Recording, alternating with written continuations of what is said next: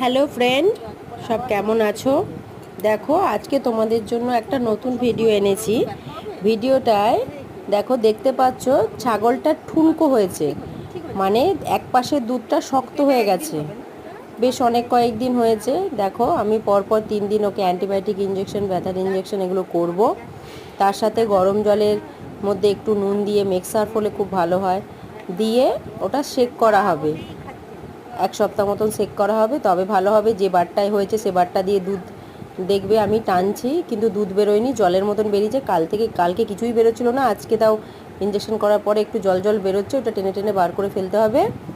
দিয়ে ছাগলটা আস্তে আস্তে সুস্থ হবে। তা বন্ধুরা, আমার ভিডিও কি তোমাদের ভালো লাগে না? একটু শেয়ার করো। একটু শেয়ার করলে তো আরও সবাই দেখতে পায়, আমার সাবস্ক্রাইবারও বাড়ে। তাই একটু তোমাদের কাছে রিকোয়েস্ট, আমার ভিডিওগুলো একটু শেয়ার করো, একটু কমেন্ট করো, লাইক করো।